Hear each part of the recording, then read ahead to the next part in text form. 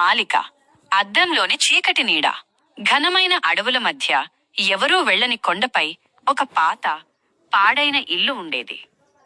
ఆ ఇంటి దగ్గరికి వెళ్లిన వాళ్ళు, తిరిగి వచ్చేవాళ్లు తమ కళ్లలో ఏదో భయంకరమైన మార్పు తీసుకున్నట్టు కనిపించేది.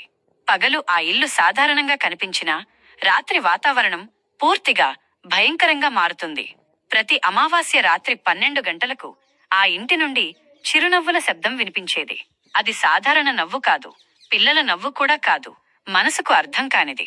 మరణాన్ని చూపించే నలుపు అద్దం.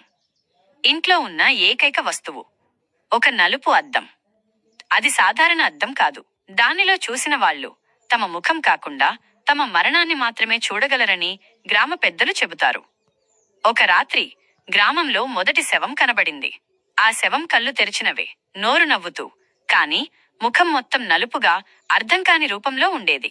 గ్రామ పెద్ద చెప్పారు, మైనస్ ఆ అద్దంలో ఉండేది రక్తపిశాచి మాలిక. దానికి తన ముఖం చూపిస్తే ఆ ఆత్మ దాని సొంతమవుతుంది. ఆ రాత్రి ఆ ఇంటి దగ్గరికి వెళ్లిన వారికి చెవుల్లోకి శబ్దం వినిపిస్తుంది, నన్ను చూడు, నువ్వే కావాలి అని. సుధ ఎదుర్కొన్న భయం. సుధ అనే యువతి ఆ ఇంటి వద్దకు చేరింది. ఆమె అద్దాన్ని చూసినప్పుడు తన వెనుక ఏదో ఒక నీడ నిలబడి ఉంది. ఆమె వెనక్కి తిరిగింది. ఎవరూ లేరు.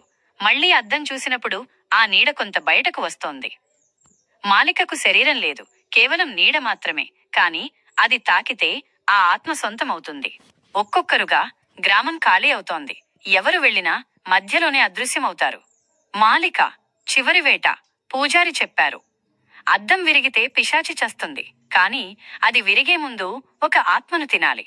మాలికకు చివరి బలి కావాలి. ఇప్పుడు నువ్వు ఈ కథ చదువుతున్నప్పుడు నీ చుట్టూ నిశ్శబ్దమా? అద్దం ఎదురుగా ఉందా? నీ కళ్ళు ఆలస్యంగా కదిలాయా?